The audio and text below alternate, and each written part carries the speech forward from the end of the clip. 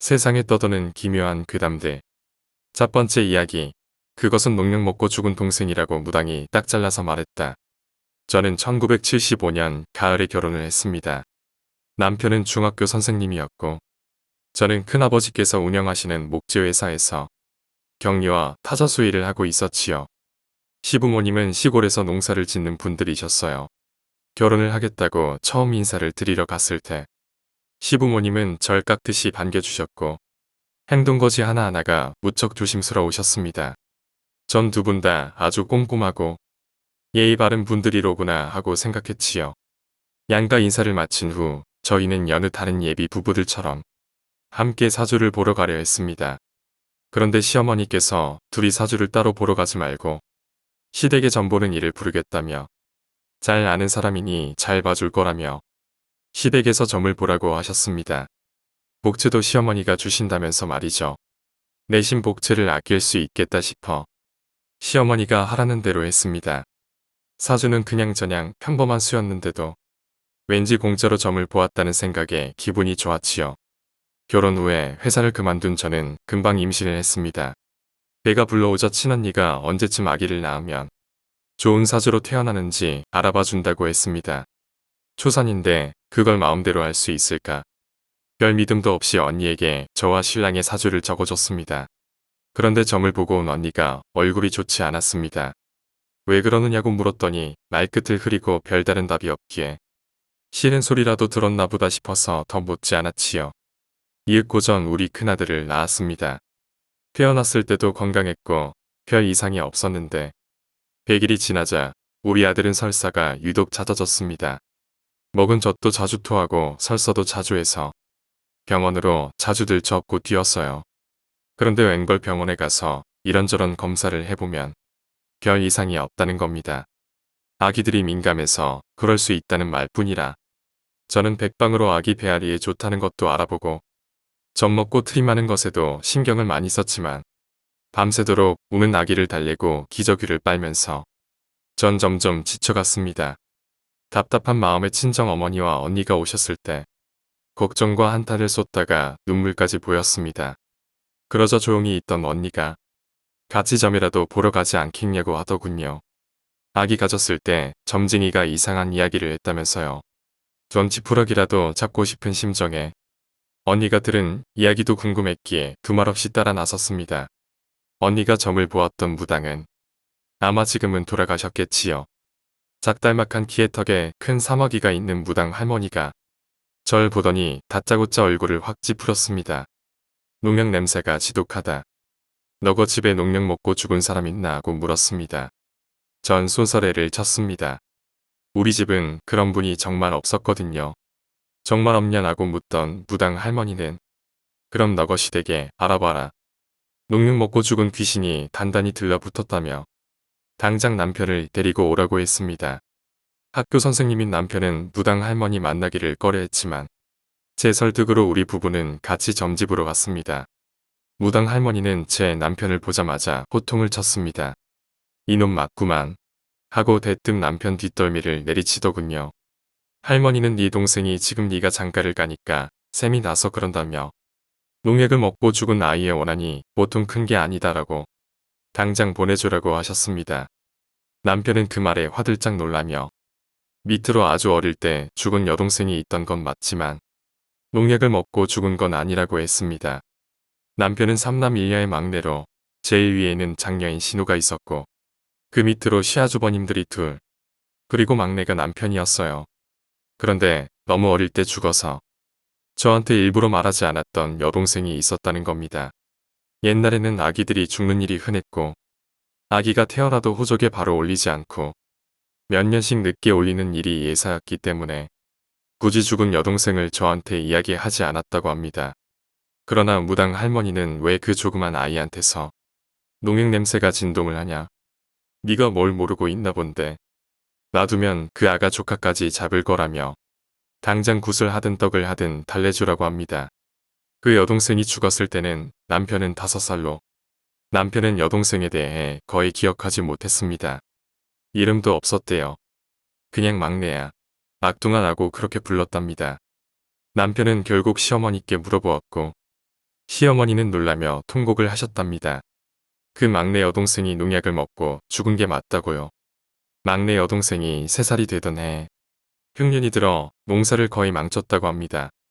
온 마을이 어려워졌고 죽으러 온 가족이 연명을 했답니다. 그 막내 동생은 가장 어렸던 만큼 배가 고프다고 유달리도 울고 보챘습니다. 그러던 어느 날 막내 여동생이 갑자기 보이질 않아서 온 집안을 뒤져보니 막내 여동생이 창고에 쓰러져 있었다고 합니다. 배가 고파서 온 집안을 돌아다니면서 이것저것 입에 넣어보다 창고에 들어가서 농약이 든 조그만 병에 입을 댄 거랍니다. 우유처럼 뽀얀 액체 농약이 먹을 것인 줄 알았나 보더라고. 이미 숨이 끊어졌기에 막내딸을 애장터에 갖다 묻었다는 것이었습니다. 놀랍게도 제일 큰 시누이와 시아주버님들은 이 사건에 대해 기억하고 있었지만 어렸던 남편은 쉬쉬하는 사이에 잊은 것입니다. 저는 그제야 제가 시집 올 적에 왜 점쟁이를 따로 데려왔는지 알았습니다. 혹시라도 이 이야기를 알까 봐서 미리 입막음을 한 사람을 데려온 것이지요. 시댁에서는 이름도 없던 막내딸에게 영순이라는 이름도 지어서 절의 신주를 만들어 가져가 넋을 달래주는 기도를 했습니다. 저 역시 따라가 가엾은 시누이의 명복을 빌었습니다. 너무나 배가 고파 입에 넣은 농약에 얼마나 배가 아팠을까요? 우리 아들은 돌을 넘기더니 건강하게 자라 지금은 건강한 청년이 되었습니다. 시누이가 내세에는 좋은 집에서 좋은 부모를 만나 행복하게 살기를 빕니다. 두 번째 이야기, 일본에 굶어 죽은 귀신. 벌써 30년도 더 된 이야기다. 그는 어렸을 때 카나가와현의 후지사와시에 살았는데 초등학생 때부터 방랑벽이 있어서 학교 수업을 빠지고 버스를 타고 모르는 동네에 가서 돌아다니곤 했다고 한다. 그날도 목적지 없이 버스를 타고 가다가 도중에 가마쿠라시의 어딘가에 내렸다. 그리고 거리를 어슬렁 걷다 보니 주택가에서 길을 잃어버렸다. 그런데 헤매고 다니다가 다시 버스 정류장을 찾았고 가마쿠라 역으로 가는 버스가 와서 그걸 탔다. 많이 걸어서 피곤했는지 아니면 몸 상태가 좋지 않았는지 그때 버스 계단에서 현기증이 났다. 속이 안 좋다라고 생각하며 자리에 앉아서 그는 버스 창문으로 바깥 풍경을 계속 보고 있었다고 한다. 가마쿠라시 주변에는 들판이나 논밖에 없었다. 그런 허허벌판에 다음 버스 정류장이 보였다. 그 정류장에는 아무도 없어서 버스가 그냥 지나치려고 했는데 그때 그는 이상한 것을 보았다. 버스 정류장 표지판 밑에 뭔가 쪼그리고 앉아 있었다. 아무래도 어린아이 3명 같은 그것. 그러나 아이들이 아니었다. 그쪽에 앉아있던 것은 어쩐지 열심히 땅을 파고 있었는데 기쩍 마른 더러운 몸은 실오라기 하나 걸치지 않은 알몸이었고 두 팔이 몹시도 가늘었다. 뭐가 있네 하면서 보고 있으려니 갑자기 그 묘한 것이 고개를 들고 그를 보는 것이었다. 그 순간 기분 나빠라고 그렇게 생각하며 정신을 잃었다고 한다. 그러나 그는 그 3명의 아이들 같은 것이 그를 본 순간의 얼굴을 지금도 선명하게 기억하고 있다고 한다. 얘인 몸에 비해 머리가 이상하게 컸고 머리 꼭대기가 뾰족하게 솟아 있었다. 그리고 입이 있었다는 인상은 없지만 가로로 긴 거대한 아몬드 모양의 눈. 그 눈 속에 눈알은 없었고 눈 전체가 금색으로 빛나고 있었다. 그런 것들과 눈이 마주쳤던 것이다. 그 뒤의 일은 기억이 없지만 영능력자에게 그 이야기를 했더니 악귀라고 했다고 한다. 세 번째 이야기, 어느 교통사고. 이 이야기는 1981년 서울에서 일어난 교통사고로부터 시작된다. 한국 현대사의 1981년은 많은 의미를 가진 시기이기도 하다. 오죽하면 1981년도 100원짜리 동전도 전무후무할까. 이 어수선한 시기에 지금도 믿기 힘든 사건이 하나 있어 회상해본다. 거짓말 또는 과장이라는 말로 애써 외면할지 모르겠지만 분명 나의 두 눈으로 확인했고 또한 수십 년이 지난 지금도 생생히 기억날 만큼 충격적이었다. 모델명은 기억나지 않지만 한 외제차와 대중교통버스가 지금의 전농초등학교 앞에서 정면 충돌 사고가 발생했다. 버스에서는 운전사를 포함 경미한 부상자들이 몇 명 발생했고 외제차에 혼자 탑승했던 30대 한 여인은 그 자리에서 즉사했다. 그런데 이 사고는 제법 재빠르게 수사가 진행되었는데 가장 놀라운 것은 사고 당일 바로 국과수에 부검이 요청된 것이다. 신원을 확인도 하지 않은 채 위에서부터 긴급한 지시가 떨어지는 바람에 바로 부검에 들어갔다. 지금 생각하면 절대 일어날 수 없는 일이 이 사건에서는 발생한 것이다. 직접적인 사망 원인은 충돌로 인해 핸들이 파손되면서 운전자 가슴에 정면으로 박히면서 부서진 갈비뼈가 심장에 강한 충격을 줘 발생한 심장 쇼크사였다. 그 당시 국과수 의견은 보통 교통사고로 사망되는 가장 보편적인 내용이어서 다들 대수롭지 않게 생각했고, 다만 왜 신원도 파악되지 않은 사망자를 이렇게나 빠른 시간 내에 부검을 실시했는지가 궁금했을 뿐이다. 30대의 이 여인은 미모의 여성은 아니었지만 그리 밉지 않은 얼굴에 긴 머리를 하고 체형은 피골이 상접해 보일 정도로 깡말랐었다. 소지품에 대한 정보는 없었기에 본 이야기에서는 생략하겠다. 그런데 문제는 부검 후 사망 결과를 확정 지은 뒤 벌어졌다. 심장을 절개하고 부서진 갈비뼈와 심장 상태를 파악한 후인데 벼랑간 이 여자가 수술대 위에서 벌떡 일어선 것이다. 그 당시 부검에 참여했던 사람들은 아무도 움직일 수 없었다. 1981년도가 무슨 조선시대도 아니고 이런 믿기 어려운 광경이 벌어지다니. 네 사람은 그 자리에 멈춰섰고 결국 주저앉고 말았다. 현대의학으로 심장은 멈췄고 분명 이 여인은 사망했다. 아니, 살아있다 한들 이미 흉부를 절개해 모든 내장을 드러낸 상태인데 이럴 수 있을까? 아니, 이건 꿈일 것이다. 악몽 말이다. 그러나 수술대 위에 벌떡 일어난 이 여자는 네 사람을 한 명 한 명 둘러보기까지 했다. 아직도 생생한 그 얼굴. 너무 마른 탓에 목각 인형을 깎아놓은 그 뼈 구조가 적나라하게 보였고 얼굴에 비해 큰 눈동자는 죽은 동태 눈알처럼 초점 없이 이리저리 회전 운동을 반복했다. 그런데 더욱 충격적인 것은 이 여자의 행동이었다. 자신의 내부 기관으로 손가락을 집어넣더니 무언가를 찾듯 이리저리 들쑤시는 것이었다. 가슴은 절개된 채 표피와 갈비뼈가 고스란히 바깥으로 노출되어 있었고 손가락은 내부 기관들을 헤집고 있었다. 다행히 얼굴은 말끔하게 알코올로 소독했기 때문에 오히려 깨끗해 보였다. 부검실에는 단 하나의 소리만 들려왔다. 찌걱찌걱거리며 뭔가 질퍽거리는 진흙 속을 나뭇가지로 휘젓는 소리. 그 질퍽거리는 소리는 부검실 전체를 뒤흔들었다. 여자는 마음대로 잘 안 되는지 두 다리를 더 벌린 후 후벼대기 시작했다. 1분쯤 흘렀을까. 여자는 고통스러운 얼굴을 하며 결국 무언가를 끄집어내고는 그 자리에서 기절했다. 국과수 위원들은 곧바로 이 믿을 수 없는 사태를 수습하고 보고를 서둘렀다. 이 여성이 꺼낸 그것은 핏덩어리인지 뭔지 모를 검붉은 덩어리 같은 게 여자의 손에 쥐어져 있었고 숨도 못 쉬었던 네 사람은 이제서야 정신을 차린 듯 그 여인에게 다가갔다. 이건 꿈이다. 나는 지금 악몽을 꾸고 있다. 요새 너무 무리를 한 거야. 좀 쉬면서 해야 되는데. 기억이 정확하다면 보통 지우개 정도의 크기의 금을 녹여 만든 상자였다. 보통 담배 크기의 4분의 1만한 크기로. 그건 분명 순금으로 만든 것이었다. 여자의 손에서 그 상자를 집어들고 보니 말 그대로 직육면체의 덩어리에 불과했고 어디서 지시가 떨어졌는지 그 여자는 몇 분도 안 돼요. 바로 어디론가 옮겨지고 마무리되었다. 당시 소문에 의하면 그 상자를 녹여보니 금속에 다이아몬드가 있었다는데 수십 년간 이쪽 생활을 하면서도 나는 평생 잊지 못할 일을 겪었고 지금도 그 여인의 눈동자와 그걸 끄집어내려 휘젓던 소리가 생생하다. 네 번째 이야기. 1900년대 초반 죽은 자의 증언. 1918년 미국의 웨스트 버지니아주에서는 메리조나 하스터라는 중년 여성이 자신의 사위가 딸을 죽였다며 살인죄로 고소한 사건이 있었습니다. 이 사건의 재판 과정에 있었던 특이한 일에 대한 이야기입니다. 1917년경 메리의 딸 엘브라는 사고로 다리를 절개되어 25살이 되도록 시집을 가지 못했습니다. 그러던 중 옆 동네로 이사 온 지 얼마 되지 않은 에라스머스라는 청년과 엘브라가 친해졌고 몇 달 후 결혼까지 하게 되었습니다. 당시 에라스머스는 직업도 없었고 가족도 없었으며 과거의 행적 또한 알 길이 없어 메리는 결혼을 반대했었지만 그가 좋다는 딸을 차마 외면할 수 없어 끝내 허락을 하게 되었습니다.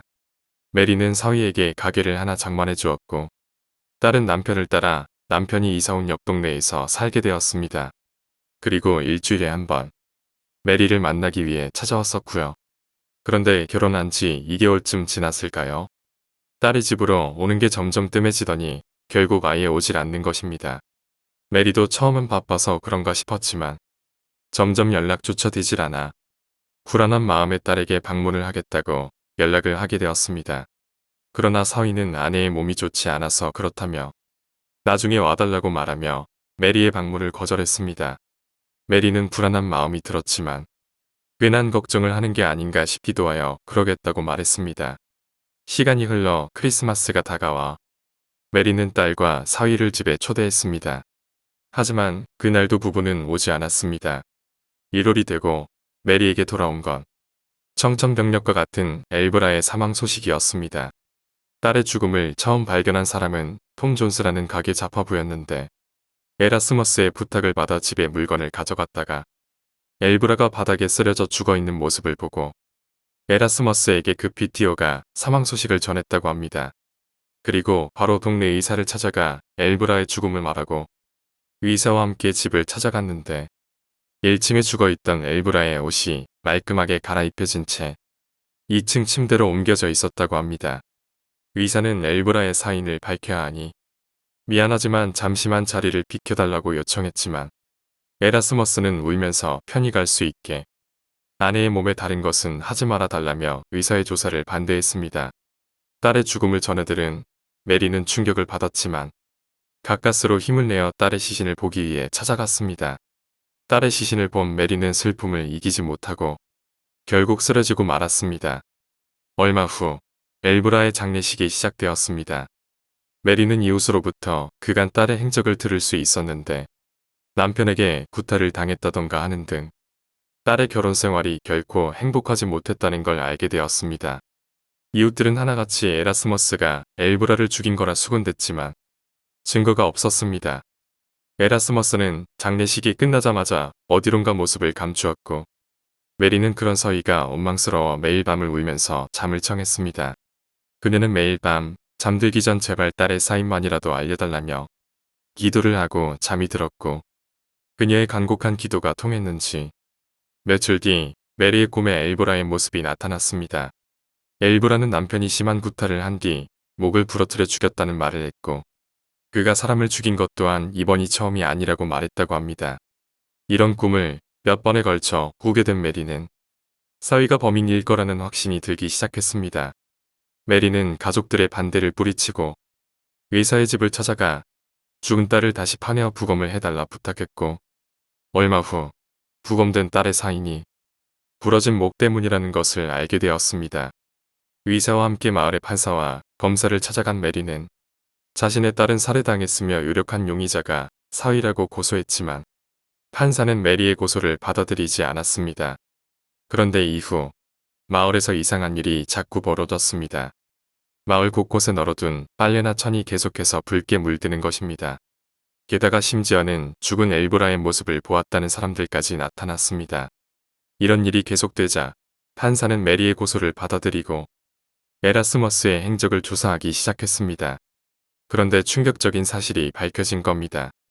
에라스머스는 이미 2번이나 결혼을 한 유부남이었으며 첫 번째 부인은 남편의 구타를 이기지 못해 도주했고 두 번째 부인은 집안에서 의문의 변사체로 발견되어 에라스머스에게 혐의가 갔으나 증거 불충분으로 풀려났던 것입니다.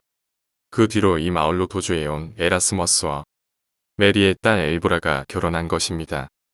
에라스머스는 결국 감옥에 들어가게 되었고 처음엔 혐의를 완강하게 부인해 재판이 힘들었지만 메리의 자세한 꿈 내용과 딸의 죽음에 대한 의문점 등을 글로 적어 사건의 증거로 제출했습니다.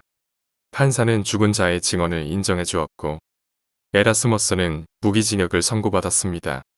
감옥에 갇힌 에라스머스는 정신적으로 불안정한 상태를 계속 보이다 2년 뒤 돌연사하게 되었는데 당시 에라스머스와 같은 방을 사용했던 교수의 말에 의하면 잠결에 그의 목을 조르고 있는 어떤 여성의 모습을 보았다고 합니다. 5번째 이야기. 일본의 어느 사건. 1992년 3월 5일, 일본 지바현 이츠카와시에서 일어난 일가족이 잔인하게 살해된 사건이다. 사건의 발단은 19세 불량 미성년자의 비행으로부터 시작되었다. 이미 어릴 때부터 눈에 보이는 여자마다 겁탈하고 강도짓을 일삼았던 이 범인은 2월 8일 필리핀인 호스티스를 납치한 뒤 이틀 동안 감금하고 관계를 가졌다.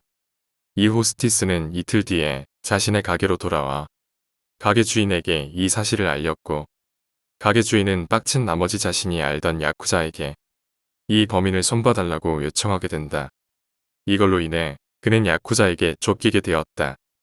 야쿠자에게 쫓기게 되자 불안해진 범인은 2월 11일 도쿄도 나카노구에서 길을 걷는 여성을 덮쳐 차로 자신의 집까지 끌고 가서 겁탈하는 짓을 저질렀다. 2월 12일 이 사건의 최대 피해자인 여고생이 이 범인의 눈에 띄게 되었다. 범인은 쇼핑을 마치고 자전거로 집에 돌아가던 여고생을 보고 그녀의 자전거와 차를 충돌시킨 뒤 치료를 한다면서 병원에 데려갔다. 별 상처가 없이 치료를 받고 나온 여고생에게 범인은 집에 데려다 주겠다며 자신의 차에 타게 했다. 의심 없이 차를 탄 여고생이었지만 범인은 여고생의 집이 아니라 자신의 집으로 여고생을 끌고 간 뒤 그곳에서 그녀를 겁탈했다. 그리고 그녀의 학생 수첩에서 소녀의 이름과 집 주소를 베껴 적은 뒤 아무에게도 말하지 말라고 협박하고 돌려보냈다. 같은 날 밤 범인은 호스티스 가게 주인의 요청을 받은 야쿠자의 두목에게 끌려갔다. 야쿠자 두목은 그에게 호스티스를 이틀 동안 감금한 것에 대해 피해 보상조로 200만 엔을 가져오라 협박했다. 범인은 야쿠자들이 두려워서 결국 여기에 동의하고 겨우 풀려나올 수 있었다. 200만 엔을 도무지 구할 길이 없게 되자 범인은 전에 자신이 교통사고를 낸 뒤에 겁탈했던 그 여고생을 떠올렸다. 그녀의 집에 돈을 훔치러 들어가기로 결심한 그는 3월 5일 오후 4시 30분경 여고생의 집에 침입했다. 그 시간에는 여고생의 할머니가 혼자 집을 지키고 있었는데 범인은 할머니에게 예금 통장을 내놓을 것을 요구했지만 할머니가 이를 거부하자 전기 코드로 할머니의 목을 졸라 살해한 뒤 할머니가 가지고 있던 8만 엔을 빼앗았다. 그 뒤로 범인은 그곳을 떠나지 않고 그대로 다른 가족들이 돌아오기를 기다렸다. 2시간쯤 지나서 오후 7시경 집에 돌아온 여고생의 어머니와 여고생이 돌아왔다. 범인은 그대로 식칼을 들이대어 협박하면서 여고생의 어머니에게 등을 보이고 엎드리게 했다. 여고생의 어머니가 그렇게 하자 범인은 여고생이 보는 앞에서 어머니를 살해하고 그녀에게 피가 흐른 마루를 청소하게 했다. 얼마 뒤 여고생의 4살 된 여동생이 돌아왔다. 부모를 돌려보낸 뒤 범인은 여고생에게 저녁 식사를 만들게 하고 셋이서 저녁 식사를 했다. 저녁을 먹은 후 졸음이 온 여동생은 할머니와 같이 자겠다면서 할머니 방에 들어갔다. 여동생은 할머니의 죽음을 모른 채 할머니의 시체 옆에서 잠이 들었다. 그러는 사이 범인은 여고생에게 예금 통장의 소재를 물었다. 아버지밖에 모른다는 말에 범인은 여고생의 아버지가 귀가하기를 기다리면서 그 사이에 그녀를 다시 한번 겁탈했다. 오후 9시경 회사를 운영 중이던 여고생의 아버지가 귀가했다. 여고생을 겁탈하던 범인은 아버지가 들어오는 기미에 식칼을 들고 숨어 있다가 들어오는 여고생의 아버지를 덮쳐 칼로 찌른 후 200만 엔을 내놓으라고 요구했다. 딸을 살리기 위해 아버지는 예금 통장이 있는 곳을 가르쳐줬다. 그러나 욕심이 생긴 범인은 더 내놓으라고 요구했다. 그러자 아버지는 회사 사무실에 다른 통장과 인감도장이 있다고 말했다. 범인은 여고생을 시켜서 사무실에서 그 통장과 인감도장을 가져오게 시켰다. 여고생은 아버지의 사무실로 가서 예금 통장과 인감도장을 가져왔다. 아버지의 회사의 동료들이 왠지 이상한 모습에 무슨 일이냐고 물었지만 여고생은 그저 야쿠자 핑계를 대고 돌아왔다. 그러나 이미 범인은 그녀의 아버지를 살해한 뒤였다. 그 뒤로도 범인은 그 집을 떠나지 않고 있었다. 다음날 새벽 6시경 걱정이 된 아버지 회사의 직원이 여고생의 집으로 전화를 걸었다. 몰래 전화를 받던 여고생은 그만 범인에게 들켜버리고 말았다. 큰 소리를 내며 소녀를 위협하자 범인의 큰 소리에 놀라 무서워진 여고생의 4살 된 여동생이 울기 시작했다. 범인은 시끄럽다면서 여동생까지도 살해해버렸다. 어처구니 없게도 범인은 계속 그 집에 머무르고 있다가 오전 9시쯤 여고생 아버지가 운영하는 회사에서 아무래도 이상한 느낌이 들어 경찰에 신고했고, 경찰은 여고생의 집으로 출동해서 범인을 현행범으로 체포했다. 범인은 경찰이 들이닥치려 하자 여고생에게 자신이 흉기로 쓴 칼을 쥐게 하고 피해자인 척 연기를 하는 얄팍한 수작을 부리기도 했다. 이 범인은 아무런 죄책감이나 죄의식도 없이 오히려 1988년에 일어난 여고생 콘크리트 살인사건의 범인들도 징역형을 받았는데 나는 그에 비하면 아무것도 아니다라는 식으로 자신의 행위에 대해 말해서 논란을 불러일으켰다. 사실 소양부상으론 미성년자이기 때문에 자신은 몇 년 징역을 살고 나오면 될 거라는 계산이 있었던 것 같지만 여고생 콘크리트 살인사건 때문에 비난 여론을 의식했는지는 몰라도 재판부는 죄질이 나쁘고 잔인하다라는 이유를 들어 범인에게 사형을 선고했다. 여담이지만 이 사건에서 살해된 여고생의 아버지는 로스웨이옥 사건에서 미우라 카즈요시의 얼굴을 그대로 노출시킨 사진을 찍어 논란이 된 언론기사에서 미우라 카즈요시의 얼굴을 촬영한 카메라맨이었다고 한다. 이후 이 사건의 피해자 겸 생존자인 여고생은 행방이 어떻게 되었는진 알 수 없다. 비록 범인을 체포할 당시 경찰이 신속하게 구출해내고 보호했다고는 하지만 겁탈을 2번씩이나 당하고 위로해줄 수 있을 일가족은 모두 죽었고 어머니와 여동생의 죽음을 눈앞에서 보고 피까지 직접 닦기까지 했는데 그동안을 어떻게 살아왔을지는 분명 상상하기도 괴로운 일일 것이다. 어쩌면 지금 이 순간까지도 아버지, 회사 동료들한테 도움을 청하거나 경찰에 연락했다면 가족을 구해낼 수 있었을지도 모른다. 하지만 그렇다고 해서 이 여고생에게 책임을 물을 수 없는 것이 이미 자기 가족이 눈앞에서 죽고 겁탈까지 당한 상태에서 정상적인 판단을 내릴 수 있을까? 다만 집까지 태워준다는 범인이 자기 집 주소를 알아냈다는 걸 알았을 때 사실대로 말하고 대책을 세웠다며 이러한 상황이 발생하지 않았을 것이란 점에서 안타까운 일이다. 물론 강간이나 폭력의 피해자가 된다면 도움을 청하는 것이 맞는 행동이지만 그것을 털어놓는 데는 엄청난 각오와 용기가 있어야 한다는 것을 생각하자. 6번째 이야기, 전 여자친구의 죽음. 수업 시간에 애들이 다 자고 있어서 선생님이 잠 좀 깨라고 무서운 얘기를 했었었는데 아직도 기억나. 선생님이 교대 다닐 때 남자 선생님들은 두 분류로 나뉘었는데 정말 홀쭉하거나 정말 뚱뚱하거나 둘 중 하나였대. 그런데 그 선생님들 중에 정말로 잘생긴 분이 있었는데 당연히 우리 학교 선생님도 그분이랑 친해지려고 엄청 붙어 다녔었대. 아는 선배가 그 남자애랑 엮이지 말라고 계속 뭐라 했었지만 처음에는 그냥 그분이 잘생겨서 질투나서 그런가 보다 하고서 계속 친하게 지냈었지. 그런데 그 선배가 쟤랑 붙어 다니지 말라면서 화를 내더래. 선생님도 어이가 없어서 내가 잘생긴 애랑 붙어 다녀서 질투나냐고 뭐라 했었대. 그래서 선배가 그 잘생긴 남자분의 과거를 얘기해줬어. 그 잘생긴 분이 예전에 여대 다니는 분과 소개팅을 하다가 사귀게 되었어. 여대생도 진짜 예쁘고 남자분도 잘생기고 해서 훈남은녀 커플로 소문났었대. 그런데 잘생긴 분이 아무 연락도 안 하고 잠수를 탔는데 헤어지자는 말도 안 하고 한 달이나 연락을 그냥 안 했대.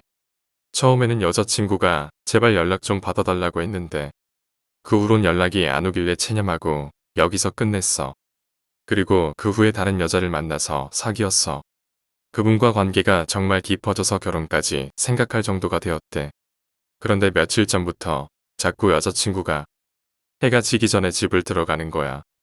예전엔 밤늦게까지 같이 있고 그랬는데 요즘 들어 집에 일찍 들어가는 걸 보니까 자기가 질린 줄 알고서 차일까봐 조마조마하다가 여자친구를 불러서 너 요즘 왜 그러냐고 물어봤어. 그러자 여자친구가 울면서 얘기했어. 밤에 늦게 들어갈 때마다 자기 집 모퉁이에서 어떤 여자가 자기를 계속 보고 있다는 거야. 남자면 스토커라고 신고하려고 했는데 여자일 뿐더러 아무 짓도 안 하고 그냥 자기가 집에 들어갈 때까지 보기만 하더래.